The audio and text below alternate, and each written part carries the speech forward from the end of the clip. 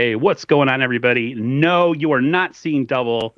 I am here once again talking 49ers 2024 schedule, but I'm not alone. I got the guys from 49er Faithful UK, Lee Gowland, Paul Hope. This is my first time with Lee Gowland, so I'm going to get to know about him and what he thinks about the 49ers. We did a little talking backstage, kind of sneak peeking what we might be thinking about this schedule, but we really didn't get into it too much. So without further ado, first of all, thank you guys for coming through on your evening when you could be doing something else. And we'll talk some 49ers schedule in mid-May. We got quite a bit still before the season starts. So this is kind of a little bit of a taste before we kind of have our slumber for a bit before the season starts. So I'll start with Lee. Welcome to 49ers First Takes. It's also simulcasting on your guys' channel. Thank you very much. How are you? Yeah, I'm fine. And believe it or not, if we weren't on this show tonight, I can guarantee you, me and Paul would be doing something to do with the 49ers. Because we eat, live, and breathe the 49ers. So, yeah, if we weren't doing this show, I mean, the schedule came out last night, so I would imagine I'd be knee-deep in trying to figure out which game we're going to take the group over to Levi's for the Gold Mine game. I don't know if you know what the Gold Mine is. The Gold Mine's a fan chapter only area within Levi Stadium. You're a guest of the 49ers, so you get in free of charge, but you have to work for the 49ers. You have to start all the fan chants, get the crowd riled up, and every time our defense are on the field, we make as much noise as possible. And that kind of pays for the ticket, in effect.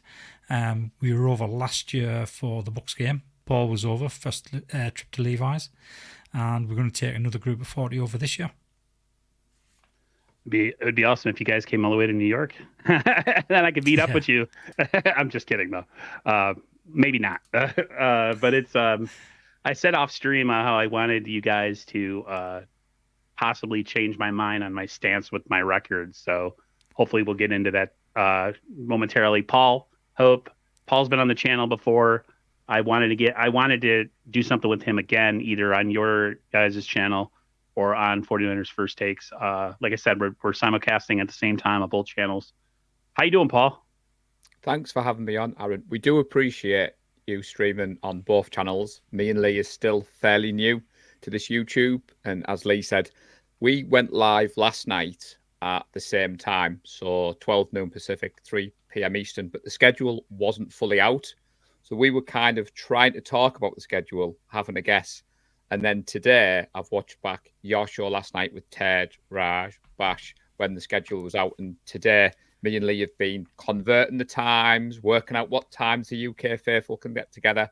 But I will say, Aaron, if I'm ever in New York, we will be meeting up, because a big part of my trip to San Francisco last year was meeting Ted in person.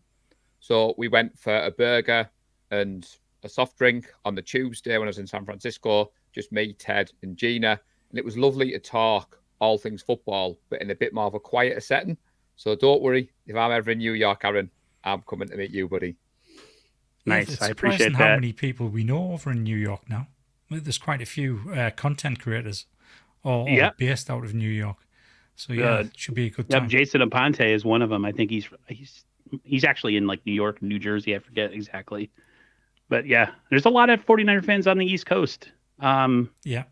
But, it's not like anything like the West Coast or anything. But, I mean, I have enough people. I work with a couple guys that are Niner fans, or at least one guy. And I know a couple people that if I decide to go to the Bills game, I might be able to hook up with them. I saw some Facebook post about the really bad tickets are super expensive. So that's a good start to my venture into possibly going to a game, is hearing that cheap seats are really expensive. I'm like, that's great. My first game, it might be my only game, and I'm going to have to shell out $300 for a garbage seat, but whatever. So depending on how your nerves are, you might want to leave until the day before the game.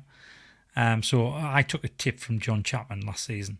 I always book months and months in advance, buy the ticket, and generally it is quite expensive. So when the 49ers were doing okay but not great, you were paying anywhere between $100 and $150 for a ticket. Once they became perennial playoff contenders, you're talking $200 to $300 easy. So what John had said was, wait until the day before, because you'll get season ticket holders who are trying to sell the tickets and they can't because the price is so high. They'll drop the prices the day before, and it worked. So when we went out to Seattle for the Thanksgiving game, we didn't buy our tickets until the Tuesday morning as we were getting on the flight to fly up to Seattle. So 2 days before. The day after that, the day after we flew, it was the Wednesday, and we were going to go to the Seattle Kraken San Jose Sharks game, and we didn't buy those tickets until the day before either, and those prices crashed as well. So we got them much cheaper. The Stanford game, we didn't actually buy the tickets until 25 minutes before kickoff. We were stood outside of Stanford Stadium, and I was on my phone looking for tickets for 8 people to sit together. It wasn't awesome, Aaron, because his nerves, because we were in an Uber traveling to Stanford, like, got those tickets, Lee? And he was like, price going up, going down, but I've seen that tip. I must say, Aaron, you've mentioned Jason, big fan of what Jason does, and you had him on your channel, thoroughly enjoyed that show that you did. So you keep saying to people that, nah, I'm not too big in this content creating, Aaron. And then I switched the notifications on, and I'm like, there he is with Jason Aponte. There he is with TED Talks Ball. So when you asked us to come on, we would love to jump at the chance. So thank you for having us on, buddy. I appreciate that. I guess we could get started on the schedule. What I'll do is I'll announce it at my time, and then I'll let you guys kind of let the UK fans know exactly. UK time. I'm going to have to let Paul do that because I've got mine in US time. So week 1, 49ers at home. They open the season on Monday Night Football against the New York Jets. Aaron Rodgers v. Brock Purdy, 5:15 Western or Pacific time, 8:15 p.m. Eastern. I don't know who wants to go first. Who wants to take a crack at this? And you guys can pick who goes first. As soon as that was released, my immediate thought was somebody in the NFL must hate Aaron Rodgers. For this to be his first game back after having an Achilles injury to go up against the San Francisco defense, they must really hate him. So it's going to be interesting to find out whether or not he survives more than 4 snaps this season, because he's going to have his work cut out for him. I don't think our D-line's as strong as it was last year or the year before. To be honest, it is one of my concerns, the D-line. But I still think Bosa's going to get at him time and time again. So it's going to be a good game. Obviously, it's at home. And it's a night game, an evening game as well. So hopefully the heat in Santa Clara might have tailed off a little bit there. It's obviously early September as well, so it's still going to be light at the start of the game. So I'm looking forward to it. I think it's a good game for us to start with. In fact, I think the first 2 games are fortunate for us because they are easily winnable on paper. Yeah, 100%. Lee? Or Paul? Yeah, so for me, it's going to be interesting to see Shanahan go up against Salah. The 49ers want to try and establish their run game, Aaron, and they're going up against somebody who knows what that run game is all about.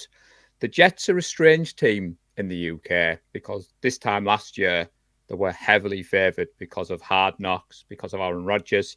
And as Lee said, Rodgers lasted, 60 seconds on the field. I've been plugged into the NFL for the last 24 hours, and I keep seeing a lot of the experts tipping the Jets as the team to watch. I think they've fallen back in love with Aaron Rodgers coming back, their receiver trio, Garrett Wilson, Mike Williams, and Corley. So that'll be a nice test for us, but I can't see us losing this one. Monday Night Football, Levi Stadium. It is 1:15 a.m. Tuesday morning for us, Aaron. So that is correct, people over the pond listening, 1:15 a.m. and you can bet your bottom dollar that we will be up and we will be watching. Now, I don't know whether I'll be going to work at 7 o'clock, not long after it finishes, but I'll definitely be up watching. But I'm looking forward to this one, buddy. Me too. I think the Niners win this game mainly because I think they just have an overall better team, top to bottom. Lee, I am also somewhat concerned about the pass rush. The Floyd signing was nice, solid. He gets sacks every year. He gets 10 to 12 sacks a year. So he's a consistent guy. But Niners defense, to me, down the stretch last year, really took a step back. They blamed it on Wilkes, right? Wilkes was the problem. We got rid of Wilkes. He cost us the Super Bowl, blah, blah, blah. Well, now you have no more excuses. You're going to open the season against one of the greatest quarterbacks of this generation. He doesn't have a really good time or a good record against you. And so I expect the Niners to win this game. I expect the Niners to come out pissed off, irritated. Uh, you would think so, right? You'd hope so that they would be that way. Um, it's going to be the beginning of a very interesting season for me because it's the whole Super Bowl hangover and everybody talks about it and how is this team going to react to losing another Super Bowl. So this game will be very telling to me, I think, for the season, how kind of things are going to transpire. But I have us winning. It's at home. The crowd's going to be totally amped, and we have a really good team. Barring injuries in the preseason or training camp, I just see the Niners winning this game. I wouldn't say they win it easily because I don't think anything in the NFL is easy. I would say maybe 10 to 12 point victory. So yeah, Niners W week 1. Yeah, I've got that as well. Yeah, I've got a win for this one. I think before you move on, you talk about the pass rush and your concerns. I think the 49ers might be moving to a different philosophy on defense. Mm-hmm. That's why Sorensen's being promoted. I think we're going to see a lot more work done with the secondary and not relying on that pass rush to get home. My worry, Aaron, is the Jets' offensive line is their weakness. So could we mask some of our own deficiencies by, like you said, fired up opening game, the likes of Bosa getting home. Floyd, he's either going to be boom or bust. He's one of those kind of players. And I think we win, like you said. It's Monday Night Football. It's prime time. And I'm surprised, Lee, that they've opened us on prime time Monday night.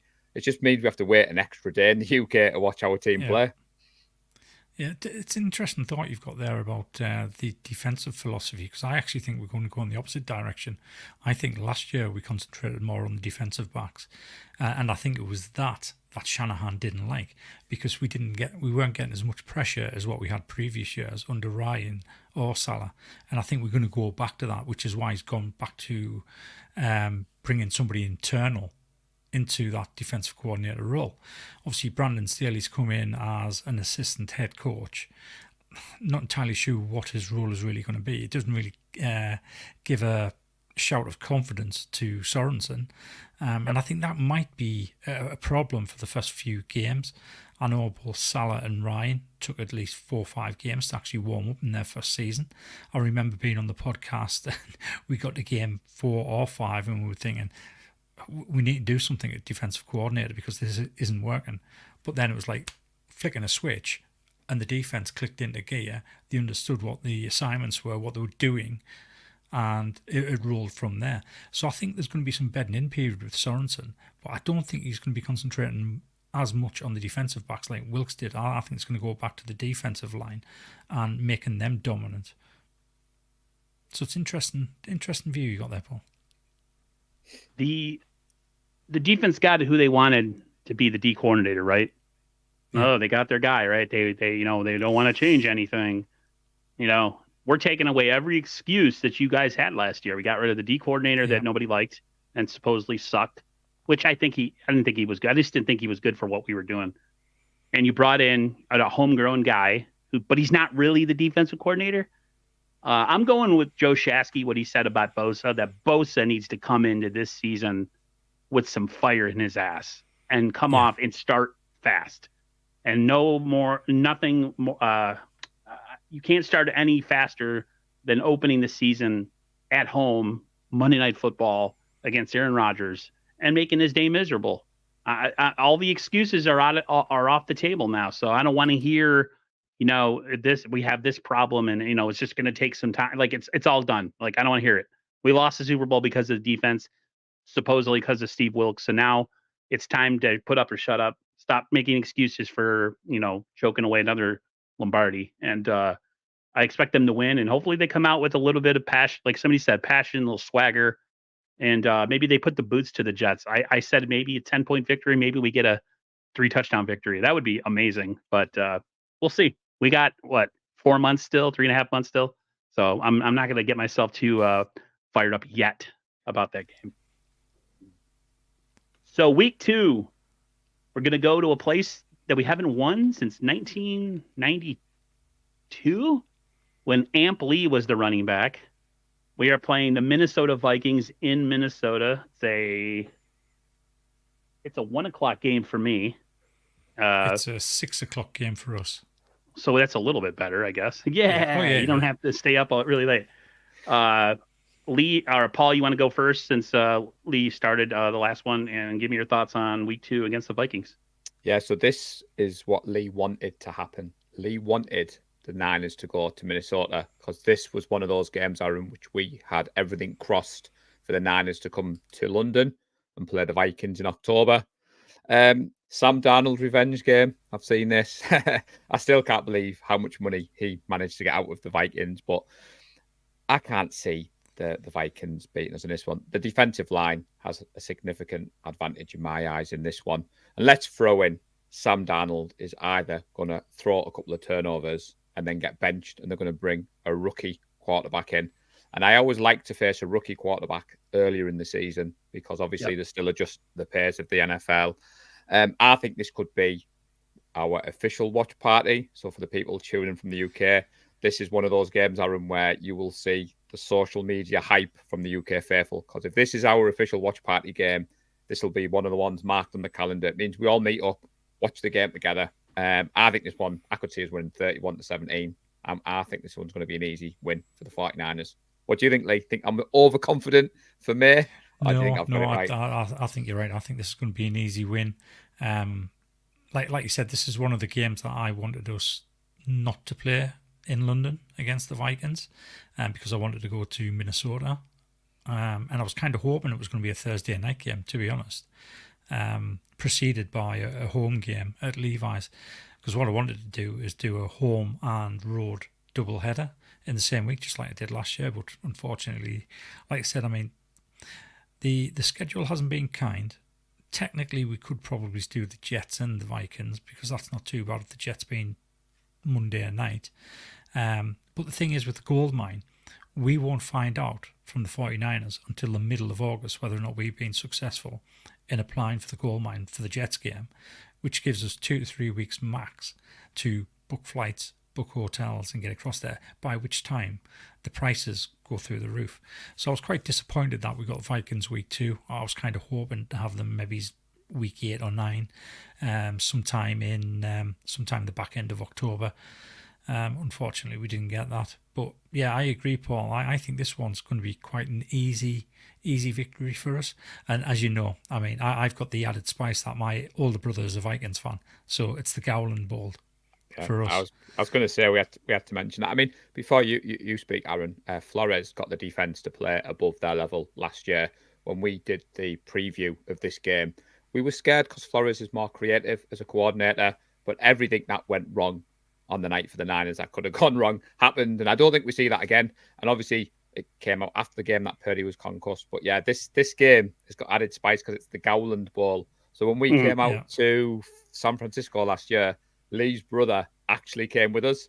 So there was 40 49ers fans and one Vikings fan, but he didn't sit in the gold mine, bless him. He went off, but he's a good lad, Lee's brother. But he had the bragging rights last year. I was going to say, so we need them he was back. a little bit smug last year.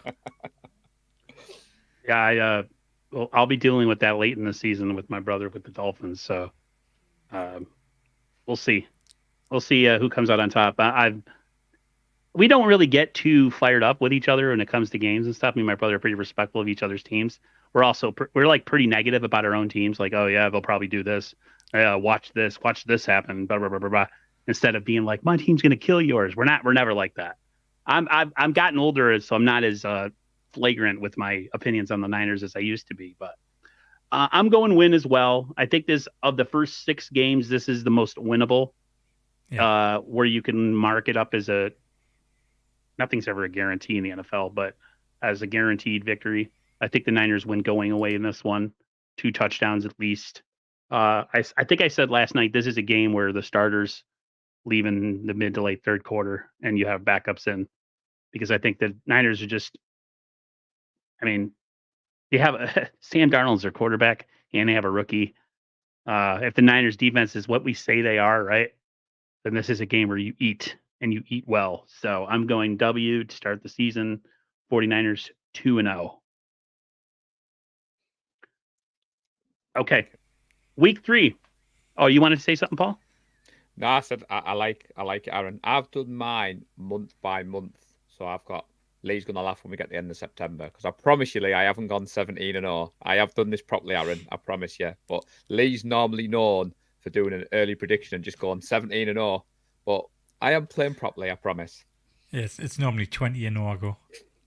Every year, every single year. That's how Raj was. Yeah. That's how Raj was going last year. I thought he was going to have us like never lose a game, but he came back down to earth towards the end. But week 3 at Levi South against the Los Angeles Rams. This is a 4:00 game for me, 4:25 to be exact. Niners Rams. I'll go first real quickly and just say I think the Niners drop this one. I think the Rams are an improved team. They got a really good quarterback. He's got 2 really good wide receivers and a good tight end and a good running back. And they retooled their offensive line. I feel like the Niners are not going to go unbeaten in the NFC West this year. And I think this is maybe the only game they drop in the West. Maybe, I don't know if I have another one down, but it's the Niners are going undefeated. And I figure it's going to be a close game. Division games are always really weird. Like I say, they always have weird things happen where you think you're beating the brakes off of somebody and then something happens and then they're back in the game. Everyone thinks this is an automatic victory, but I think the Niners drop their first game of the year to the Rams in LA. Go on, Paul.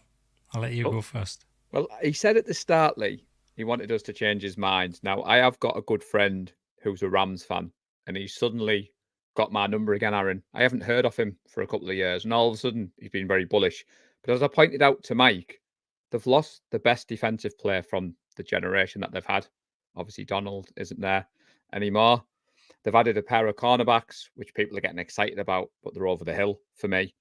I expect Sean McVay and Kyle Shanahan to have their usual chess match. I think it'll be closer than what people think, but I expect the Niners to win this one. I like to play a divisional game of this magnitude early on in the season. So I think the Niners going into Levi South, I think that has that kind of hold over the Rams. It's going to be red and gold. I already see the likes of Chapman drumming up the support for people going over. We know the ticket sales are going to be 60-40, 49ers fans. And I think the fact that I've got us on 2-0 going into this game, and I think our offense is going to be better. Let's face it, Brock Purdy has had a full off-season. I think the offensive line is going to be better, which translates to a better offense. And I just think Kyle Shanahan seems to have something over McVay in the regular season, my head. So I have this one as a win. So we're 3-0 on my spreadsheet at the moment, Lee. What about you, buddy? Lee likes to go for a Rams win. I mean, you know how much I hate the Rams, don't you, Paul? Yeah. So you know how much this is going to pain me to say I agree with Aaron. I think this is going to be our first loss of the season as well. I think the moves that the Rams have made in free agency and in the draft are good moves as far as the offense is concerned. And they had a pretty good offense anyway. I mean, we couldn't stop Puka Nacua last year, and they've added another couple of pieces which are good pieces. So I think they're going to be quite potent on offense. Defense, like you said, Paul, they've obviously lost Aaron Donald, but they do have a few good pieces that they've brought in. And I think shifting the focus away from Donald might actually help them on defense, because I get the feeling their play calling on defense was all about Aaron Donald all the time. That's all they concentrated on. And I think not having him there is actually going to breathe life into the rest of the players on that defense. And I think we'll struggle going down to Levi South. And yeah, I think this is going to be our first loss. I think it's going to be very close. I would see it no more than 3 points in it, but I think it'll be a loss nonetheless. Okay. Yeah, first of all, I'm never going to have our team going undefeated all season, but division games always worry me. You know, if you listen to Raj last night, it's like, nobody worries me. We're going to kick their butt. It's like, yes, I got to be, I don't know, division games. Stafford is not a bad quarterback. He's actually a really good quarterback. He's one of the best quarterbacks of this generation, other than Aaron Rodgers. People sleep on him because he played on a horrible Detroit team for a lot of years, but it's pretty damn. They got a Super Bowl, and he's one of the main reasons that they got that Super Bowl. So sleeping on the Rams, I think, is dangerous. I think a lot of 49er fans just think it's an automatic victory because we supposedly own them in the regular season. but every year is its own entity, and I just don't think the Niners are going to just waltz in there. Then again, we could be wrong, and the Niners could smash them, but I don't think that's going to happen. I think it's a close game. Just Lee likes to pick the Rams to win. If people who are watching this are familiar with the 49er Faithful UK, this is a loss that Lee predicted last year, Aaron, so I'm not surprised. But we have a little game on our podcast where we have a prediction trophy for who gets the most points at the end of the season. And all I'm going to say to your viewers is there was me, Lee, Nadji and Gareth competing for the trophy, and it's sat over there near Colin Kaepernick because I won. So that tells you all you need to know. That's awesome. I love that you guys do stuff like that. Out of 92 points, because I think that was the winning score, there was only 4 points between Paul being first and me being last. So Paul won on 92 points. I lost on 88. Still got the ring, Aaron. Still got the silverware. Did you get a participation trophy, like a little smaller one? Nowadays in the world we live in, everybody gets a trophy, even when you lose. But no, I'm just playing. Week 4, we host the New England Patriots. This is a 4:00 game for me. So this is probably 9:00 for you guys? Yeah, 9:05. This is the Patriots post Bill Belichick, post Tom Brady. I have this as a victory. I think it's a big time butt kicking of epic proportions. The Niners are at home. The Patriots, listen, the Niners went through this after the Montana Young era. We all know it happens to every great franchise who has a long reign at the top. Eventually, everything evens out, and you have to suck for a while, and then maybe 10 years from now they'll be good again. So, if the Niners are who we think they are early in 2024, the Niners should put the boots to the New England Patriots. I have the Niners winning. That will put them at 3-1 in the first 4 games. Whoever wants to go first, you can go. So Paul knows I like to do this at least once a season, and that is to predict a 50 burger. And this is the game that I predicted the 50 burger on, the Patriots game. I think it's going to be an easy win. Like you said, I think we're going to beat them down quite badly. I'd be surprised if the Patriots score more than 14 points whole game. I think it's going to be a huge victory, this one. I know you mentioned that you thought the Vikings was probably the easiest game we've got in the opening few games, but I think once we get to the Patriots, this is going to be a statement game, how we can beat teams and how badly we can beat them. And I'm looking forward to that one in particular. How about you, Paul? Yeah. For us in the UK, well, for me particular, and my journey started in 2011, 2012, and the Patriots with Tom Brady were a very well-supported team. So I had to put up with a lot of Patriot supporters gloating that it was Super Bowl or bust every year for them. And the last few years, the dynasty, as you said, has crumbled. We don't know whether Brissett will be the quarterback. We don't know whether they're going to turn the keys over to another rookie quarterback. Like I said to you earlier, I like to face a rookie quarterback at the start. I think this is going to be very similar to the New York Giants game last year, which you were at, Lee, which I think the Niners just obviously have the way. I think the Patriots are rebuilding and they've got nothing against our 49ers. So we end September, Aaron, 4-0 on my sheet. So I can promise you there is some losses sprinkled in, but for September, I think we've got quite a good month. And for us in the UK, if you take the Jets game away, that's like a 1 a.m. A 6 o'clock and 2 9 o'clock games are not too badly. It's not the worst schedule to start with. I was going to ask you if Raj mailed his schedule to you. I was watching it this afternoon, like tick, tick, tick. But we have got a few different ones. I promise you. I promise. It's amazing how much. Oh, go ahead, Lee. You want to say something? No, I was just going to agree with Paul. Yeah, that's quite a good start of the season for us, other than the very first game. They're not too late. I think last season we had a couple of red-eye games in the first 4 games, which kind of knocked us out of sorts for the first month or so. Luckily enough, I was actually at Levi's, like as Paul said, for the Giants game because it happened to be on my 50th birthday. So I flew out on the Wednesday morning, flew back on the Saturday morning. So I didn't have the after effects of that red-eye game because it wasn't a red-eye game for me. And then the next game where it was a red-eye game was the Seattle Seahawks game on Thanksgiving. And I was at that game as well. So I missed that being a red-eye game. So I was lucky there. But yeah, I mean, looking at that schedule, a 6 o'clock and 2 9 o'clocks, I think we would all be happy with that. Yeah, the Niners have a tough schedule down the stretch, so they need to take advantage of this beginning half of the season because it gets real after I'd say week 6, even weeks. Well, yeah, it gets real after week 6, and so like you got to stack up wins, especially. Somebody in the chat said we just don't lose. Oscar Alfaro, he says we just don't lose to weak teams. That's one thing I noticed about this 49ers squad in this era. They don't, when the Niners play bad teams, they usually waste them. You know what I mean? They smack them around. It's not like on some teams you watch and it's like, the Patriots always losing to the Dolphins every time back when Brady played with just these wild finishes. It's like, if you're good and you're good and you're healthy, you need to do what you got to do to put that game away by the end of the third quarter. You know what I mean? So this feels like one of those games. I don't know if they hit a 50. I would love for them to have a 50 burger. Shanahan is known to, have a little fun and play with his food like cats do with mice. So I like that. Maybe that happens. If it does, I will be, I'll be good because, Patriots were kicking everybody's butt for a long time. So we got to reverse the trend now. So, week 5, we host the Arizona Cardinals.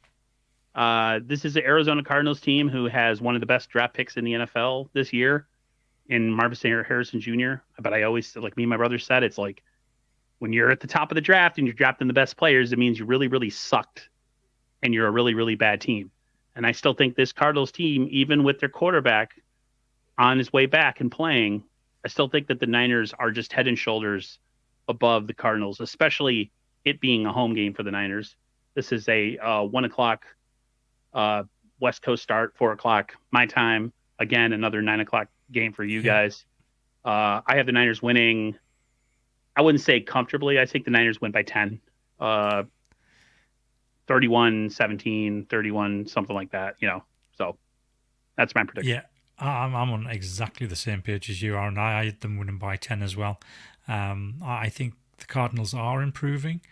They definitely had a very good draft, but they're all young players, and they're all going to need time to bed in. And with it being a Week 5 game, I don't think it's going to be as close as what some people have been. I can't remember which analyst I was watching this morning, but they predicted a 49ers loss against the Cardinals in this game, and I was just shaking my head. No, I think that's going to be a win again, and by 10 points. I can't see the Cardinals coming up to Levi's and causing us too many problems. See, I don't watch college football, Aaron, because it's on. Neither do I. Saturday, and my good lady puts up with enough with me doing the podcasts and NFL Sundays. But Marvin Harrison Jr. is a player I'm keen to see. I've seen all the hype in the run up to the draft. Like you said, Kyler Murray is obviously back at quarterback. Whereas I think they've concentrated a lot on the offense, the Cardinals. I just think they're poor on defense. Now, I think this could be a high-scoring game. I think this could be like a 37-28. And I don't want to say like a shootout, but I don't think it's going to be as easy as we've had it in the past. But I don't think it's going to be as difficult. I think the Cardinals might score some garbage time points. But again, I think Kyle Shanahan's done quite well in division. And I know, like you said, Aaron, you can't. She's gone undefeated in the division. But the first time it happened, I was amazed. And it would have happened again last year if it wasn't for that last blooming game where we played Sam Darnold. So I do think we kind of put a message down in the division on this one. I think we win. So I have us at the moment 5-0. So everybody in the chat, you want to believe me. Don't listen to these two. They're being too sensible. Don't listen to the Debbie Downers. Anything else? Good. You guys good? Okay. So another division opponent. This is on Thursday Night Football. We have 2 of them this year. Don't know why. That's really weird and kind of unfair. Niners v Seahawks. We're in Seattle, but like in the first part of the season, right? We usually always visit them at the end of the season. And it's usually, like for the division, right? Well, this is kind of still for the division because it's, it's a divisional foe. I predict a victory, and the reason for that being, no matter what they add to that team, whatever players that they add via draft, their quarterback is still Geno freaking Smith. And until that changes, I don't see the Niners losing to the Seahawks.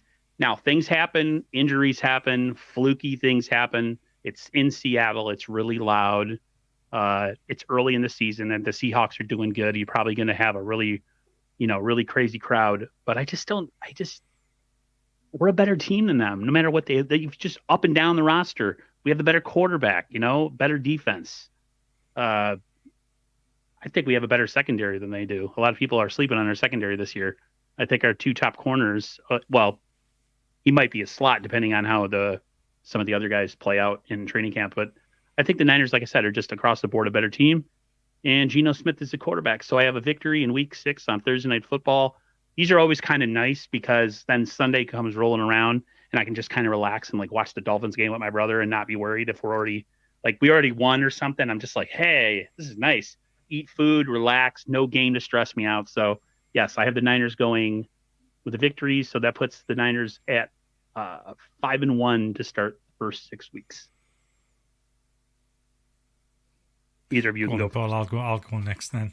So I agree. Yeah, I've got to start in 5-1 as well. I had a very good time in Thanksgiving up at Lumen Field last year. I didn't particularly think it was that loud, but I know a few of the people who I was there with, they turned on and said it was too loud for them, which I was quite surprised about because I thought it was the 49er fans that was making most of the noise. I think we did actually outnumber the Seattle Seahawks fans. But yeah, I think, like you said, Geno Smith, as long as they've got him there, they're not going to be serious contenders. They need to look at developing a different quarterback. I think overall we are better. You mentioned the secondary. I thought you might have mentioned Malik Mustafa. He has got me very excited. So he's the rookie I'm expecting to make the biggest impact early on in the season. I think they might ease Talanoa Hufanga in after his injury. I think they might bring him back slowly. And I'm really looking forward to seeing what Mustafa brings to the team. He does look a good player. And Geno Smith is always good for a couple of interceptions. So I think we go in there. I don't think it's going to be too much of a big win. I'm saying that. I've actually got a figure in my head. I'm going 31-13. So I think that's what the 49ers will win that game. I've just clicked why he's gone with that. I'm going to give the backstory to that, Aaron. So in our prediction game last year, I went 31-13 at Seattle. And it was the only score out of all the games that us 4 predicted that was 100% right. And what was a sickener for Lee is he was actually there live as I predicted it. But for me, the Seahawks are my nemesis. I hate the Seattle Seahawks, Aaron. Since becoming a 49ers fan, they ruined a lot of my early seasons with the Legion of Boom, Pete Carroll. So it's interesting for me. They've got a new head coach, Mike McDonald. Obviously, a lot of hype around him being a more defensive mind. But like you said, I can't get away from Geno Smith. I think Seattle on Thursday night just brings something special to this franchise. We're going to be wearing the white 94 throwbacks, which is one of my favourite jerseys. It's a 1:15 Friday morning game for us in the UK, so it adds a bit of extra spice because us diehards are up in the middle of the night trying to be quiet when you watch Brock Purdy pump faking and throwing touchdowns to Kittle in the end zone. But you put this at the front of the Chiefs and the Cowboys, and I think this is a tough stretch for us. So obviously you're going up to Seattle on Thursday night. You're then going to come back to play the Chiefs and then play the Cowboys. So I think we need a good performance. Lee stole my thunder with the 31-13. I think that might be a popular score for this one. But I think the 49ers win this one, Lee. And I think we go into this one. I say we come out with this one with a 6-0 record. And the hype is there for the Super Bowl run. And yes, Simon, I've got those red and gold tinted glasses on. It's May. You've got to be confident in May. Absolutely. Can you guys see me, by the way? We can't, no. We can hear you, but we can't see you. What Paul didn't mention in that backstory is, prior to that game, I had gone with the scoreline of 31-13 in the previous 3 49ers Seattle Seahawks matchups. And that was the first time in 4 games I didn't go with that score. And I think I probably would have done had I been at home and we'd done the normal podcast, the preview, because I always like to go 31-13 in that game for some reason. I don't know why. I think we've won by that score quite a few times in the last 10 years, 15 years. So I would have normally gone 31-13, but when I was asked for my score, I was stood outside of Pike Place Market. I'd already been tailgating because I think it was 11:30, 12:15 in the morning in Seattle. Obviously, it was actually it must have been after 12 because you start the podcast at 8. So it must have been about 12:30. I'd already been drinking for the last 2.5 hours. So that's when they got us for the prediction, and I completely forgot about me 31-13. Yeah, that was pretty surreal for us last year. And so we do our show, and the three of us were sat in the UK, obviously just returned from San Francisco, and Lee dialed in from Seattle. And you got heckled a little bit by some of the Seattle fans as he stood on the roadside, phone in his hand, decked out in his Niners gear. And it was pretty surreal, Aaron, to see one of my best friends walk into Lumen Field, because Seattle's a bit of a bucket list item for most of the UK faithful, going into Seattle and watching the 49ers win on what we've heard is, one of the most loudest stadiums. So it was pretty epic. Lee did try to get some chants on the go. We'll dig out the video footage for those people who haven't seen it, because you thought you were doing better than what you were, weren't you, Lee? I thought you might mention that. I'm just having a look at some of the comments, and I'm just conscious that my volume might be a little bit too loud. So just no, you're fine. They're messing. They're messing with you because you're so loud. You're screaming. It's Justin. You know what Justin's like. I know what Justin's like. Is the weather the same as in the UK and Seattle? To be honest, the weather was actually quite nice in Seattle. We'd gone from Levi's Stadium, where we were watching the Bucks game, and we were in the gold mine section. The gold mine section is temporary seating, and me and a few other lads were on the back row, and I just turned up in a jersey jeans. A few people had hoodies and stuff on, and it was quite cold. In fact, it was so cold, a few of the guys went down to the team store at halftime and bought hoodies to go over the jerseys. One guy went down and bought a fleece blanket and was sat in a fleece blanket. But I stayed in just my jersey all game. So that day, apparently, the temperature was, I think it was 16 degrees, but it felt absolutely Baltic. Whereas we went up to Seattle, and in Seattle, it was only 6 degrees, but I was warmer. I was walking about in just a jersey again. So yeah, I mean, the weather was strange. It was sunny. We didn't have any rain, and it didn't particularly feel cold to me, which kind of meant I wasted my money the day before the game, because we all went up to a town called Northgate, north of Seattle, and we all went into Dick's Sporting Goods and bought thermals, thermal underpants, thermal socks, thermal gloves, thermal base layers to go on our jerseys, and we're all stood there sweating in Lumen Field. So it's not too bad. That would have been my experience, because I'm a person who's very warm all the time. Yeah, I would have tried to go and get myself nice and warm and just be sweating completely the whole time, not even thinking about the game. You're just like, geez, I am soaked to the bone. So to be honest, I mean, the bottle or two of Fireball that we had before we actually got into Lumen's Field helped us as well, because that kept us warm. And it's the excuse where we sounded so bad on the recording of me and another guy from the UK walking to Lumen's singing what would be known as a Premier League song. And at the time, we thought we sounded great. And we didn't know we'd been recorded. It wasn't until Paul started messaging saying, "I've just seen you on Twitter." Yeah. So I went on and I was mortified. So I can't remember who shared it, Aaron, but obviously I follow all the content creators. Carter. So I'm sat at home having the Blues just returned home from San Francisco. And I thought, I recognise that voice. And there's Lee and Andy trying to chant like they were at an English Premier League game. But you put a comment on earlier about Ted in shorts. So we weren't sure what the temperature was going to be like at Levi's, Aaron. So there was a couple of people, jackets, hoodies, people like Lee in jerseys. And then Ted strolled around the corner in a jersey and a pair of shorts. And I thought, well, he's local, so the temperature must be all right. And then about halfway through, I just said to Ted, "You're regretting not bringing a jacket, aren't you?" And he was like, "I'm absolutely freezing." So I just chuckled when he put it was chilly in shorts. And Ted's a local, so he should have known better than us, Lee. Right. It's your hometown, man. What's up with that? No, I'm just playing. Yeah, I've never been to Seattle, and I've never been to the UK, but I don't mind having games be a little chilly. I actually prefer it than being really hot, because I'm always, like I said, I run really warm. I'm always kind of a warm person, so I get really stressed out watching games. So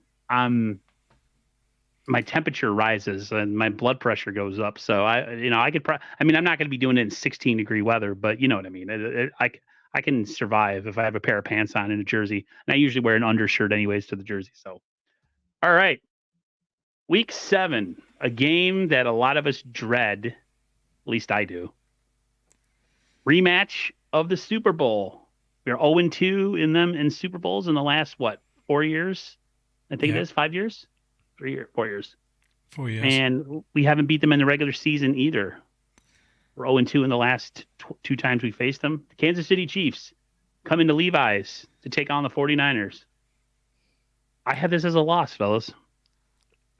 Until we show we can beat them, and I know that sounds kind of weird, like, well, why would you not pick them then? They haven't proven to me in the Shanahan-Lynch era that they can figure out Andy Reid and Patrick Mahomes, and other teams have. Teams in their own division have beat them, but for some reason the 49ers can't. 2 Super Bowls, they were up in both of them, and they lost both of them. They choked them away. So I have the Niners losing this one. I don't think the Niners are going to get the doors blown off of them, so to speak. But I think the Niners lose this game, and it's going to come down to Patrick Mahomes being Patrick Mahomes, and the Niners have an inability to tackle mobile quarterbacks that escape the pocket. And I think that's going to be what's going to get them in this one too, regardless of who their defensive coordinator is, because now they have that excuse out the window. So I have the Niners taking an L. This is their second loss of the season. So I have them at 1, 2, 3, 4, 5. Let me see here. I've had 5-2 to start the first 7 games. Yep. So I completely agree. I think this is going to be our second loss of the season. And I was just going to make a statement about things I've read online. And Jason Houghton has just mentioned something that he might feel as though I'm calling them out on this. So a lot of people are saying that there you go. A lot of people are saying that Kyle Shanahan can't overcome Reid. I don't think that's the case. I think he can't overcome Spagnuolo. I think that's the problem. Yes. And I think that's why he tried to bring him in as defensive coordinator just a couple of months ago. I think it's Spags that has Kyle Shanahan's number, and that's who he struggles against. And he's proven it time and time again. And I don't think anything's going to change in the short term. I think coming up against the Chiefs in the regular season, I think they will beat us. And I think it'll be a close game. I don't think it'll be as bad as last season when... Was it last season or the season before, where they beat us during the regular season, and it was a little bit of an embarrassing defeat, to be honest. I don't think it's going to be as bad as that. I think it'll be a close game, almost as close as the Super Bowl, but I do think they'll come into Levi's and they'll beat us during the regular season, and that'll be our second loss of the season. And I think, judging by Paul's face, he's going for his first loss here. I was going to say, chaps, I was going to try. Ty Alston got me fired up, but I've got to stick true to my sheet of paper that I've got here. My thought process, Aaron, is we're playing the Chiefs and then the Cowboys. And we do a little segment on our show, Would You Rather? And I thought, who would I rather the first defeat of the season be? To the Chiefs, whose fans already get after me on Twitter, or the Cowboys? And I can't handle losing to the Cowboys because the amount of stick that we've given the Cowboys fans over the last couple of years. So looking at this on a bigger picture and thinking, I can't just keep saying we're going to win. I'm known for being quite positive. I think it's a close game. I think it's a 28-24 kind of game. I don't think Patrick Mahomes destroys us. I think he's just quite efficient. I just think it's one of those games which could go either way. But if I had to choose one, Lee, we ain't losing to them Cowboys at Levi's Stadium. So I have this one down as a loss. 7-1. That's where I'm at, fellas. So I can't disagree with you. I think putting it as a rematch of the Super Bowl, I don't like that, Aaron, because it's not. The Super Bowl is the ultimate. It's the ultimate all stakes. This is a regular season game. You can lose this game at this stage of the season, and it doesn't impact on the season. And I think the players are going to approach it with that mindset. But I don't dislike the Chiefs. It's just frustrating that they've given me 2 Super Bowl losses in my fandom. But I don't dislike them, Aaron. It's a difficult one. Out of the 2, I'm not losing to the Cowboys. So I've already given away what my prediction is for the next one. But yeah, I agree with you too on this one, I'm afraid. Justin in the comments says Kyle Shanahan can't overcome Kyle Shanahan. That's the biggest thing, I think, too. It's Kyle, until he beats the Chiefs, it's going to be how Andy Reid was when he couldn't win the big one until he got Patrick Mahomes. It's that kind of mental handicap that he has where he gets out coached he gets, I mean, say what you want about Andy Reid back in the day. Andy Reid's one of the best coaches of like all time now, and he's got a Hall of Fame quarterback. That's a pretty good combination. And it sucks that Brock Purdy is living in that era. Like he just happens to be second fiddle. He's a really good quarterback too, but he's living in the shadow of Patrick Mahomes, just like a lot of teams who were really good back in the day were in the shadow of, Peyton Manning and Tom Brady. And I just feel like, unfortunately, we're not the Niners of the 80s and early 90s. We're not the team that a lot of teams were in our shadow. It's reversed. And so the Niners, until they prove to me they can win against the Chiefs, I'm not going to pick them. And people are like, oh, you got to have more faith. I'll have faith when they show me they can figure out a way to, I don't know, block on the offensive line so that Chris Jones doesn't blow up 2 Super Bowls with their inability to block him. If they make that block, that touchdown is thrown, game wins, we're great, everything's different. But once again, they don't do it. And then they don't address it in the draft or free agency, really, for that matter. So it's still kind of the same bugaboo. I mean, they did do some stuff in free agency in the draft, but not to the point where we're like, yeah, we got it. We got the Chris Jones, the guy who's going to shut him down. Like, we still haven't found that. So until that happens, no bueno. That takes us to week 8 at home against the Dallas Cowboys. This is a Sunday night game, I think. October 27th. Yeah, it's prime time for us. So I have us 20+1 beating the Dallas Cowboys because we own their ass. And I think it's going to be another butt kicking of epic proportions by at least 21 points. I just think when it comes to, and their fans have a right to come at us and say, like, we haven't won in 30 years. We're essentially the Dallas Cowboys in a way, fans, but we just, instead of losing and not getting into the playoffs, we make it all the way to the big game now and can't win. So, like, we're kind of in the same boat, so to speak. A lot of people are going to think I'm crazy, but I can understand if they want to come at us, they could say that. We haven't won since VCRs were in place. So, but I have us winning this game. I just think the Niners or the Cowboys, as long as they have their coach and their quarterback together, those two, I think the Niners will always beat them every single time, because I think Dak Prescott, like was said yesterday, when the lights get the brightest, he plays his worst. And I think that's going to happen with the 49ers. I think this is one of those games where Bosa kind of goes off, gets a couple, 2-3 sacks, force fumble. And maybe the Niners get a pick 6. So I have the Niners winning. That puts them at 6-2 after 8 games. Yeah, I'll say now, Lee. See, the logic behind my loss to the Chiefs is what's going to happen, Aaron, is the Cowboys get a ticked off 49ers squad that feels like they should have won that game because it was such a close game against the Chiefs. And there's no better opponent a week after hearing about how Dallas are on the same level as the Niners because the Niners lost to the Chiefs. Dak Prescott's MVP. McCarthy's going to get that monkey off his back against Kyle Shanahan. Then they roll into Levi's. And I think we win this one 38-14. I've got a good friend, Chris, who's a Cowboys fan, and I'm name checking him because in my early fandom, the Cowboys used to beat the Niners and he used to take great delight in winding me up. So I love the fact that the tables have turned and we destroy the Cowboys. So that is my prediction, Lee. I'm going to put it out there now, 38-14. We have a whale of a time on prime time. It's actually 12:20, Lee, because the clocks go back. So that's a saving grace. We gain that extra hour. Yeah. So it's a prime time game. So I've already got the next day booked off work, and we head into the bye week, Aaron, 7-1. Everything's all rosy in the garden after that loss to the Chiefs, and the Cowboys go home crying. Yeah, so I said this on our show last night. I thought this game was going to be another one where we beat down the Cowboys. I think Jerry Jones is going to be at fault this time. He's built the Cowboys up, saying that they can come in. He wanted the 49ers first game of the season so he could show the world how good the Cowboys are. I think he's deluded. I think on national TV again, they're going to get an absolute beat down. I think Micah Parsons is going to go into this game. He's going to do his smack talk like he always does, and he'll turn up and do absolutely nothing during the game like he did last year. He was invisible. He didn't even know he was on the field. And Dak Prescott, yeah, he's going to fall like a bad suit. Elliott sticking him in at centre again. Why not just leave him there all game? Because that's all he's good for now. He's not a particularly good running back anymore.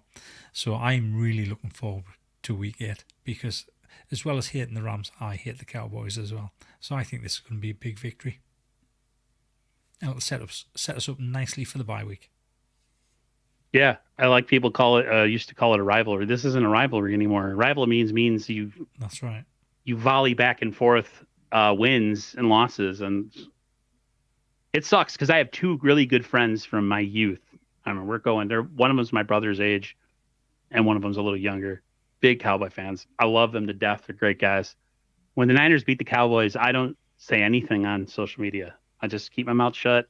I just revel in the victory. Because it's like, I hate the Cowboys. I still hate them because they kicked their ass in the 90s for a majority of it, and I'm still sour about it. They stopped us from going to and winning 2 more Super Bowls. So I'll always hate the Cowboys. I think Seattle's probably second for me. And Kansas City's third right now. Kansas City, I don't really hate them per se, but we can't beat them. So, and it isn't a rivalry with Kansas City either because we get our butts kicked every time we play them. So it is what it is.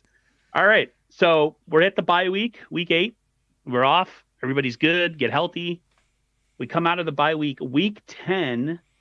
This is a 1:00 game for myself, 10 a.m. for the West Coast. Niners at Buccaneers. I have the Niners winning. I feel like this is another one of those games. As long as they have Baker Mayfield as their quarterback, they don't stand a chance to get the Niners. I think they have really good players, wide receiver wise, and they have a decent defensive line. But I still think the Niners are the better team all around. I think the Niners are just better across the board. And I think the Niners are going to be on fire from beating Dallas. And I think they go into Tampa Bay. I think it's a close game. I don't think the Niners blow them out. But I have the Niners winning, and that'll put them at, let's see here. What is it? 1, 2. So that would put them at 8-2. 8-2? Okay. Yeah, 8-2. Actually, 9-2 because we've had a bye week. Yeah, 7-2. 7-2. 7-2. Yep. Yeah. Late in the UK. I know. It's because I'm looking at the week numbers rather than counting the teams. I'm only laughing, Lee, because I've written it down so I didn't make the same mistake, because that's normally something I would do. So week 10, Buccaneers, I think you're right. I think we'll win. It'll be a comfortable win. It won't be too big. I don't think it's going to be too close either. I think it's going to be a comfortable win. I think we might start a little bit slow in that game, coming off the bye week.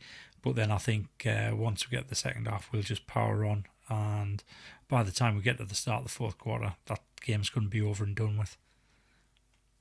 Yeah, I don't think the Buccaneers, Aaron, are a team built to beat the 49ers. We went out to the Goldmine game last year and we watched the Buccaneers in person. Baker Mayfield played a lot better than any of us expected. Me and Ted had this conversation, stood in the stands together. But I think, Lee, if this game was played somewhere different, with it being an East Coast game, coming off the back of a bye week, off the back of that big win against the Cowboys, as we've predicted, I think we see like what we did last year, Lee, like a comfortable win like we did at the Goldmine. It's not going to be a blowout, but I think we're going to be comfortable. I'd take another 70-yard bomb from Brandon Ayuk if we're going to go bold in predictions. But yeah, I think we win this one, Aaron. So at this point, I've got us at 8-1. So I will give a little spoiler. In November, we've got 4 games, and I don't think we come out of this undefeated. So the losses are starting to rack up. I promise you, boys. I'm not just going win, win, win, win. I have got some losses mixed in here. I promise. Yeah, that's good. Yeah, I have a good chunk of losses too that come after the Seattle game. So that is the next game. This is a 4 o'clock start for me, 1 o'clock start for the West Coast. It's the Niners at home against the Seahawks. I have the Niners winning this game again. Their coach doesn't scare me, and they have Geno Smith as their quarterback. The same reasons I gave before, I'll give again. Till Geno Smith isn't on that team, I just don't see the Niners. I don't see the Niners losing. I think Javarius Ward plays well and shuts down DK Metcalf again. I think Diamador Lenore has a good game. I think Niners cause a couple turnovers because I just think they're better than the Seahawks all around. Seahawks, You know, they're a good they have a good roster in some aspects, but I just think the Niners are better all around, and the Niners have the better quarterback, and I think that means something and it matters. So I got the Niners winning this game, taking them to 8-2. Go ahead, guys. Yeah, so again, I mean, I think this is going to be a 49ers win. I think it might be even more comfortable than beating them 31-13 up in Seattle. I think coming off the bye week after beating the Buccaneers and then coming into Levi's and Seattle coming down, I think this is going to be a comfortable game for us. And I think it's going to be a much needed win because of what's coming up, the stretch that we've got, where we need to go and the teams that we've got. So, yeah, I'm not going to make a prediction of the score, but I think there'll be more than 31-13. Yeah, so again, Justin, it is May. He's correct. We've got to keep in mind health. Yeah. There's a lot of other factors. Yep. So, like you said, though, Aaron, we've got Seattle's number. We've got Geno Smith. I think this could be the Isaac Guerrero game, and I'm going to go bold with that early. He's my boy, I predicted. I think it could be one of those games where it's over at halftime, and then the second half we see some of the fringe players get a run out because, as you've said, this is the bit we're getting to now, the next two games coming up. So we go into this one for me, 9-1. We come out with this with no injury scares, hopefully, and then it's two absolutely massive games. The Seattle game, Aaron, is a 9:05 game for us in the UK. So that's a nice time for us, 9:05. You get to watch Red Zone early on, then you settle down for the Niners game, and then you have to try and switch off at about 1 a.m. when the game's finished, and that's quite impossible. That's why you see us in all the chats when everyone does their instant reaction shows, because trying to switch off after a Niners game in the UK is quite hard. Depending on how a game goes, I don't like streaming after games because I'm so mentally exhausted because I used to scream and yell a lot, so I internalize a lot now, and it's not really healthy just to internalize. Like after the Super Bowl, I was just sulking, and what I should have done is I went outside, scared the neighbors, and just screamed at the top of my lungs, and maybe broke something, and just been like, absolute going ape, ape. But I didn't, and so I don't know how anybody can go to shows after games. I used to listen before he, became a YouTuber. I used to listen to the Red and Gold Rap on KNBR with Larry Krueger. And once I started the YouTube thing, I could no longer listen to podcasts after because it's like, I already do my own, So, but yeah, I see the Niners. I just don't see a way that Seattle beats us, at least not yet. Unless they draft their future Hall of Fame quarterback, which that hasn't happened yet. So win for me, that's 8-2. We go into week 12 at Green Bay. This is a 4:25 start for me, which means it's a 9:25 start for you guys. Yeah, that's right. I have the Niners losing this game. I think this is a revenge game for the Packers in the playoffs. And I think the Packers are a lot better team this year than they've been in the last number of years. And I think Jordan Love has become the quarterback they all thought he was going to be. I have the Niners losing this game. I don't think it's a blowout, but I just feel like the Niners, you can't win them all. And I think they're at home. They have a really raucous crowd. It's in November, so it's going to be cold. The Niners have to travel all the way over to Green Bay from the West Coast. So I have the Niners taking an L here, which puts them at, what am I having? 8-3. Is that where I'm at? 8-3. Yeah. Niners losing to the Packers. Yeah. So interestingly, my results are going exactly the same way as yours are, and I have us losing to the Packers as well. So I think the Packers are going to run the Lions close for the divisional championship next year, and I think the Packers are actually going to edge the Lions and push the Lions into a wild card spot. I think the Packers are underrated. I think they're a very good team. Jordan Love's a year older, a year wiser. I don't think he'll make the same mistakes as he made last year in the playoffs. And going into Green Bay at this time of year, it's going to be cold. I don't know how cold. It's not obviously going to be as cold as the playoff game a few years ago now. But I think this stretch of games, it's going to be tough going over to cold cities and playing at this time of year. So I have us getting beat narrowly. Again, I think I'm going to come down to about 3 points. I think it's going to be a close game. But I think we might have to come back at them in the fourth quarter to make it close. Yeah, unfortunately, I agree with both of you. I've got this one down as a loss. I think it's a close game. I think the Packers in the regular season have given me some nightmares over the years, Aaron. I still remember the COVID year when Jimmy scored and left too much time on the clock, and then Aaron Rodgers just marched down the field. I know it's a different Packers beast, but my thought process, Lee, is lose them in the regular season and then just own them in the playoffs like we do. And I can't just keep coming in here and saying win, win, win, win. And I know, Justin, I love your passion and energy in the chat. It's always difficult trying to do these early, but I like putting our neck on the line, for want of a better word, and doing an early prediction and not just coming on and saying 17 and all. But I think it's a close game. I think it could be something like 24-21. It could be 28-27. It could go either way. I think it's a nail biter, Lee, for us in the UK, but I've got this one as a loss, Aaron. So I have us at the moment as 9-2, which Richie Stockdale, I know you think I'm being too positive, but that's what I do. That's just what I do. Nothing wrong with being positive, man. Nothing wrong with it. I'm a pessimist all the time. I'm a New Yorker. So it's my pessimism is shining through as always. Here's a game that could be my first ever NFL game to go to, and I'm going to take Lee's advice. I might not get a ticket till the day prior if I do end up going. The 49ers come to the East Coast. I know it's going to be a tough travel for them, but I think the Niners come out of victorious in this game, mainly because I think the Bills were gutted in the offseason. So this is a little bit of a rebuilding Bills. I still think their quarterback's amazing. This is a Sunday night game, it looks like, again. And I just think the 49ers, for what they're trying to do and where they want to go, I just think the Bills aren't good enough to stand toe-to-toe with them, regardless of how good their quarterback is. Buffalo is an hour and 10 minutes away with good traffic from where I live. So I've never been to an NFL game in my life, and I'm 44 years old. I've been a Niners fan since I was 10 years old. So I don't know, guys. I'm nervous because I never went to a game, and I don't want them to lose when I go because I'd be totally devastated the minute it happens. But I got the Niners winning this game, taking them to 9-3 on the season. Well, Aaron, I was 43 and I saw my first game last year. The Buccaneers game at Levi's was my first NFL game.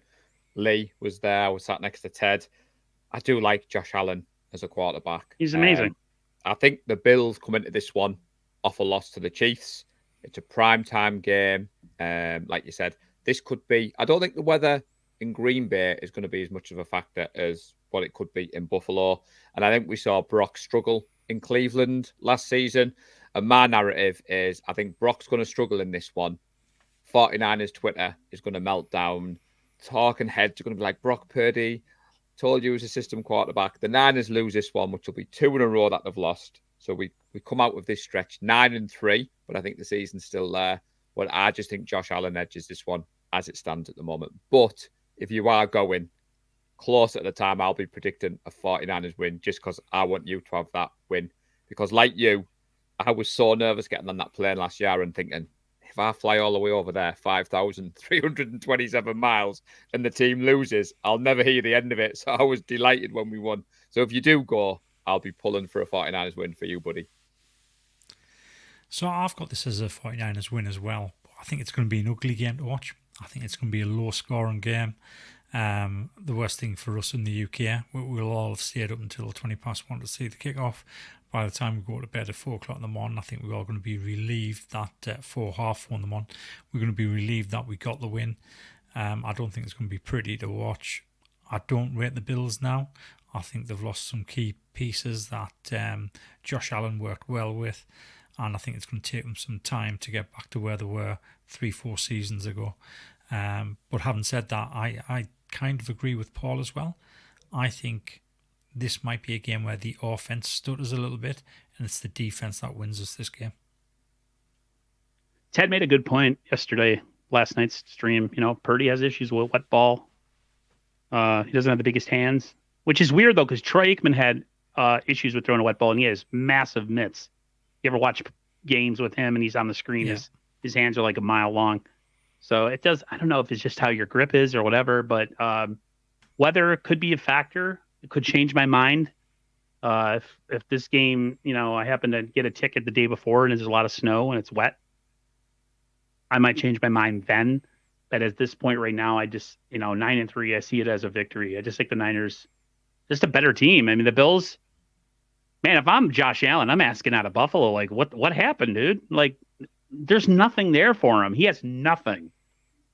They have a couple guys that Bills fans might know because they're diehard, like, oh, we got this guy and this guy. You guys don't know about that. But like anybody on the outside who doesn't follow the Bills, what do they have left other than their quarterback? Their quarterback is everything for them. They're not a good team if he doesn't play. They would be a really bad team. That's how much he means to that franchise. And that's sad that they didn't give him more to work with this year. So, all right.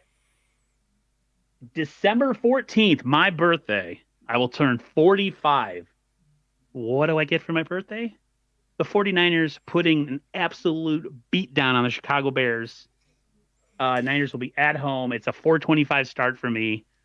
And I want nothing more at 45 than to have my Niners go to 10-3 on the season with a victory against the Chicago Bears. And I think their starting quarterback is going to have a rough game. And I think the Niners are going to go and get that victory, and I'll have a good day. I'll be celebrating 45. You're getting that a week before your birthday because that game's on December the 8th, not the 14th. It's week 14. Is it on December? Oh, you know what? I saw week 14. Wow. Yeah. Never mind, everybody. Never mind. Sorry to burst your bubble. I seem to have a habit of doing that this week. Lee, I can hear Lee in the background like, I want to say something. Yeah, I mean, the Bears, I think the fact that it's at Levi's, I'm actually looking forward to seeing Caleb Williams play, but I've got to say, I don't like the guy. Everything he said for the past 5 or 6 months, he comes across as quite arrogant, and I don't like that. He almost reminds us of Johnny Manziel. So I think the Bears are going to come in. I think this is going to be a reasonably easy victory for us. Yeah, I think a trip home, a rookie quarterback, just what the doctors ordered after 2 losses and the sky's falling in. I can't get on board with the Caleb Williams hype. That might come to bite me in the bum, that comment like Lee. I haven't seen a lot of college football, Aaron, but he just seems a bit of a diva, and I don't like that. Give me Brock Purdy and his persona and the way he manages the team any day of the week. I think we win this one quite easily, and we're heading into this one 10-3 on my record. So are we all about the same now? 10-3. I think we're about there, aren't we? All three of us. All three of us. Yeah, that's right. I like it. All right, we got about 15 minutes left, so I'm going to do a little bit of rapid fire here. We have week 15, December 12th. So it's like 2 days before my birthday. We host the Rams. I think the Niners win this game. I think the Niners get their payback against them. I think the Niners will be looking to close out the division, and this could be a game where they could do it, depending on how things go for the other teams in the division. That last game of the season might not mean as much. So with that being said, I think the Niners come into week 15 against the Rams at home.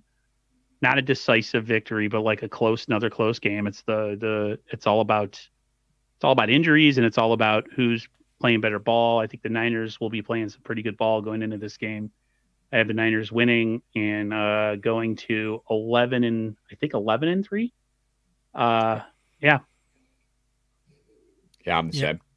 Yeah, I'm the same as well. And I actually think this is going to be quite a margin of victory this time. I think, like you said, we get our revenge. We get a beat down on the Rams at Levi's. Nice. All right.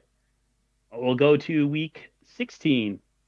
We're going to travel all the way back to the East Coast, and we've got to go all the way down to Miami. It's my brother's squad.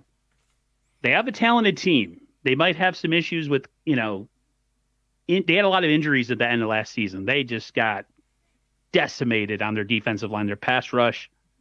It was a rough ending to the season for them. That's my brother's squad. I want to see them do good if the Niners aren't good. You know what I mean? Like, say the Niners don't make the Super Bowl. Why can't the Dolphins win finally? It's been since the 70s. I'm saying the Niners lose to Miami, taking the Niners to where am I at? 10-3, so it'd be 10-4 on the season. Is that correct? 11-4. Be 11-4. Okay. We lose to the Miami Dolphins in Miami. That's what I got. So funnily enough, I have that as well. so this is incredible. So just everybody else that's watching, we haven't discussed this beforehand. The only thing that Aaron told us before we came on live is what the final record was going to be, not who he expects us to lose against. And I actually expect us to lose against the Dolphins. Again, I think it's going to be a close game. Maybe it's a 7-point game in it. But I think the speed of the Dolphins might cause us issues that day. Yep. So the thing that annoys us about this game, so in the UK, obviously we said we've only got the two 6 o'clock games, or the two 10 o'clock East Coast kickoffs. This should have been a 10 o'clock East Coast kickoff. And for some reason, they've robbed us of that. So they've robbed us in the UK of a 6 o'clock kickoff, where we get to watch it early doors. So we now haven't to wait until 25 past 9 again. So it's a reasonably late one, right before Christmas Eve as well, where everybody's running about like headless chickens trying to get stuff sorted for the big day, for the big man coming. So yeah, it really annoyed us that they've moved this kickoff to a later kickoff. But yeah, I think we lose this game. Yeah, why it's important, the 10 a.m. Pacific kickoffs, which is 6 p.m. like Lee said, Aaron. In the UK on a Sunday, the sports bars don't stay open as late. So a game that's kicking off at 9 p.m, the bar closes before the game finishes. So when we arrange one of our legendary meetups, we have to pick a 6 o'clock game to guarantee that we get to watch the full game. So the fact that we've only got 2, and like you said, the Dolphins game, which is quite funny, I've got it written down for proof. I have this one as a loss as well, which our good friend Andy Davies, Lee, who's a Dolphins fan, who was on our show a couple of weeks ago, he'll be jumping for joy. I just think, like you said, Aaron, the fact that we travel back across, I mean, a lot of the Americans who follow me were rightly so pleased that we're not coming across to the UK, because we're travelling 24,575 total flight miles apparently this season, which is down from 30,000 last season, but it's still 5th overall. So if you added in a trip to the UK, which from a team point of view I got, but I think that travelling, coming across the time zone, the fact, like Lee said, it's pushed it back, I have us losing this one. So for me, we're at 11-4 heading towards the end of the season, and I have this one as a loss. Okay. Right, so we're all 11-4. We're all at 11-4. All right. Week 17, we host the Detroit Lions. This is a revenge game for the Lions. This is let's see, 5:15 ESPN. This is a Monday nighter. I think this is a Monday nighter. This is, it's prime time game, this one. Yep. Yeah. I have the Niners dropping this game. I think the Lions are going to come in and they're going to be pissed. And they're going to be on a playoff push. And I think the Niners are going to be tired from coming back home to play a really good team that really wants that victory that they think was stolen from them, if you think about it. So I have the Niners dropping this game, taking the Niners to 11-5 with 1 game remaining. I disagree. We're winning this one. I can't have Andy Norton texting me if the Lions beat us. It was a great game last year. It's a primetime game. I just think that the head coach of the Lions, Aaron, will have them too fired up.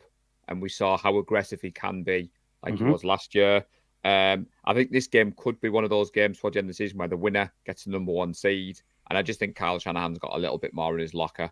And I think the win sets it up nicely for the Joshua Dobbs revenge game. Because I think we win this one, we get the number 1 seed, and then the starters can rest next week against the Cardinals. So I have us winning this one and going into the 12-4 at this point with 1 game left.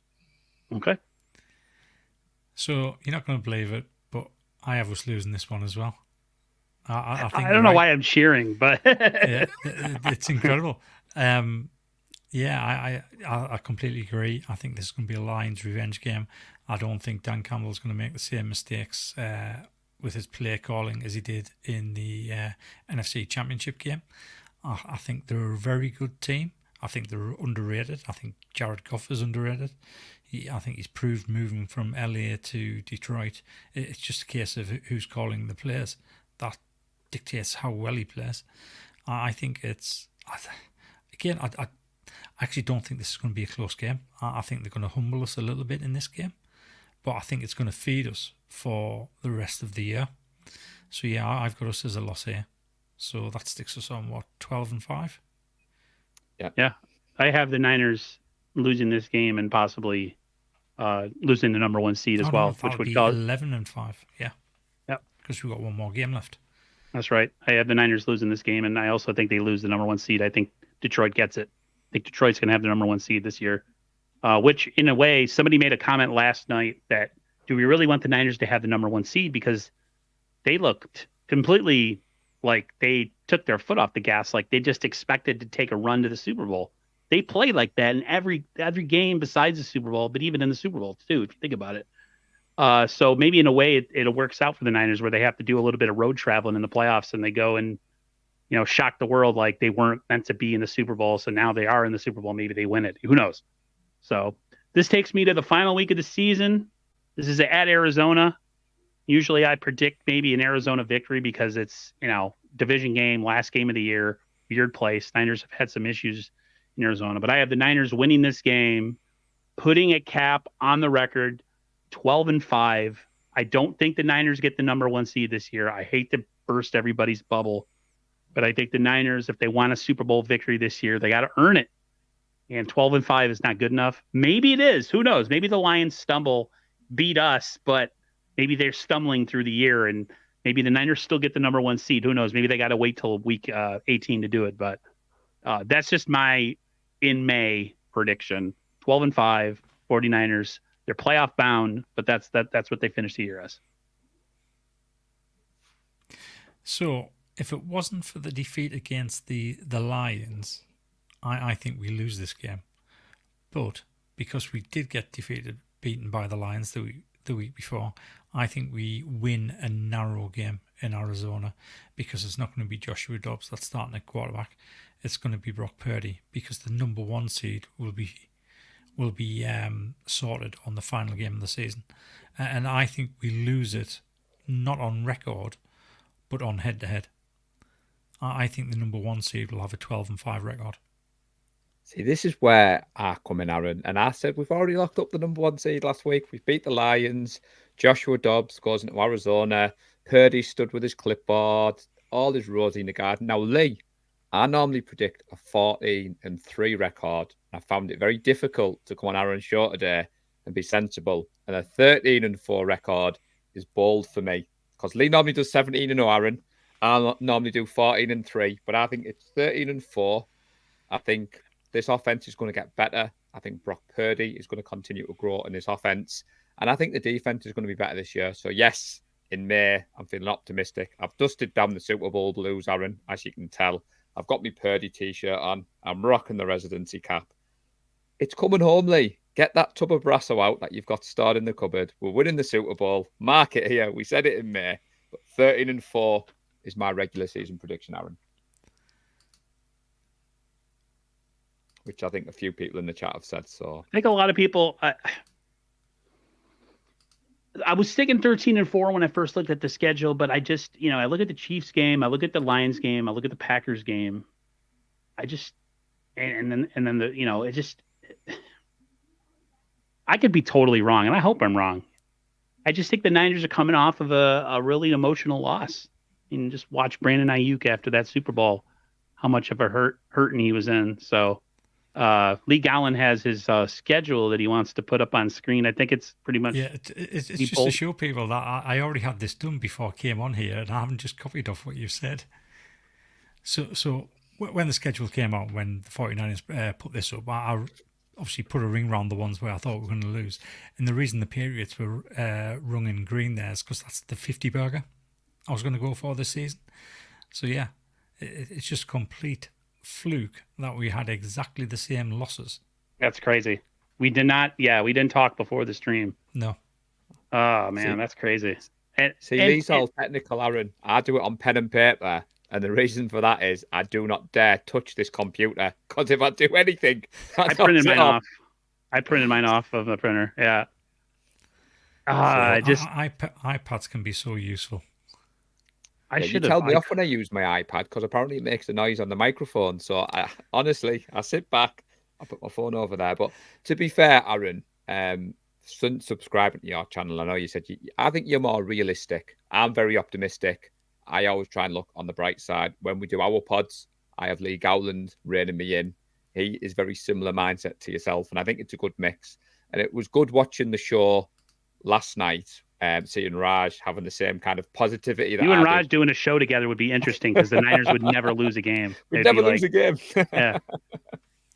I like Lee's low key. He's not worried that the Niners, with the losses, but like it, I don't know. I've been a fan a long time, and my nephew is pretty much like me. Like he doesn't like just realistic. And a lot of people take that as us, we must not really love the team. No, I just watched a lot of football over my life, and I've learned to expect failure because then when it isn't failure and they do well, it's that much sweeter than if you just go into it with just fan goggles on and then they lose and you're just like, oh my God, I can't believe that just happened. But even that still happened with me with the Super Bowl, even though I kind of had a feeling we could lose to the Chiefs. I still was depressed. But sometimes with games, I kind of can sense what might happen. So when the losses actually do transpire, I'm kind of like, okay, I could have saw that, so. So what I generally say to people in that respect, when I go for a record like 12-5, I say just look at the Ravens from 2012. They finished the regular season with a 10-6 record. They scraped into the wild card. They had to go on the road on every single game and then beat us in the Super Bowl. So your regular season record doesn't make any difference as long as you're in the playoffs. Because if you're in the playoffs, you have an opportunity to go all the way and win the Super Bowl. It's how you finish, not how you start. Mm-hmm. If you can enter the playoffs with a victory, then you can go on and win the whole thing. Yeah, see, for us, Aaron, as well, we always host a Super Bowl watch party. We normally book it in at the start of the year. And obviously this one, it was the biggest one we've ever had. And when those lights came on at 5 a.m., it was difficult to kind of keep your emotions in check because my good lady was with me. There was 500 of the UK faithful. We had to walk back from the exclusive venue that we were at back to our hotel. And that feeling of another loss to the Chiefs in the Super Bowl, it stung. It hurt. Bittersweet for me because my teenage stepdaughters were at home watching the game and they've both become 49ers fans because of that loss. So I kind of feel full circle because I'm a Niners fan because of that loss to the Ravens in the Super Bowl and kind of getting those texts of support from my family. I went out the next day rocking my Niners gear and obviously got a few comments off people, oh, the Chiefs have beat you again, but you dust it off and you get back into the swing of it doing shows like this. And the good thing I like about the NFL, Aaron, is over here, the English football at Lee and some of the other support, there's more than one trophy teams can win. You can win the FA Cup, you can win the Premier League, you can win the Champions League. With the NFL, it's the Super Bowl. If you haven't won that Super Bowl at the end of the season, you can't be happy. Simple as that. And I like that for this sport. There's literally one champion. And then there's 31 teams sat at home thinking, right, how do we beat those bloomin' Chiefs? But I have to say before we finish off, the Kansas City Chiefs UK fan chapter Lee have reached out about a possible meet-up in Newcastle for the Chiefs game. But I know you might be over at Levi's, so I might have to steady the ship for that one. So I might be going into enemy territory, Aaron, for that one, and a watch party with the Chiefs fans. I don't know how I feel about that. I don't know how I feel about, if we beat the Chiefs and say, I predicted a loss, like, what would you rather have? You want a regular season victory, or would you like to see them again in the Super Bowl and beat them?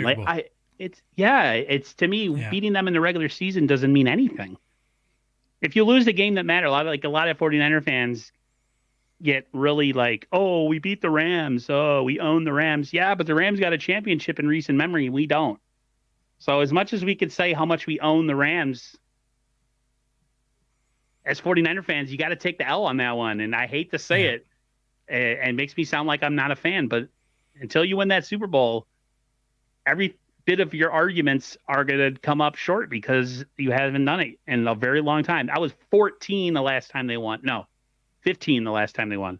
The 94-95 season, I was a freshman in high school. I am now in my mid-40s. Come on already. Let's do this. But, guys, it's time to let you go. We hit it almost exactly on an hour and a half. But Paul's got to get out of here, and Lee said he could go about 90 minutes as well. So thank you, the two of you, for coming on. I would love to get on your guys' channel at some point in maybe the off season still, maybe around training camp or whatever. I'm down to do it. So everybody in the chat, thank you for being here and supporting 49er Faithful UK. You guys came in strong with their channel. So everybody, thank you so much. Everybody have a great rest of your Thursday. You guys got anything you need to announce real quick with your channel? Anything this week? Not this week. We're not back on again until next Wednesday, and we haven't chosen the topic yet. Okay. Yeah. So we in the off season, Aaron, we have one show a week, which is the 49er Faithful UK Live. Which, do not worry, you are on the list to feature, because we're trying to get some of the content creators on. So we do appreciate you having us on your channel. It's my second appearance. I've absolutely loved it. I love what you do. But please like and subscribe to both channels. Yes. Comment, share, tell all your friends. But Aaron, it has been a blast, buddy. And thank you for having me and Leon. Thank you very much. Thank you. Thank you, Lee, too, as well, because I've been waiting to get you on. So it was nice to have you both. Everybody in the chat, take care. We'll talk to you later. See ya. Bye.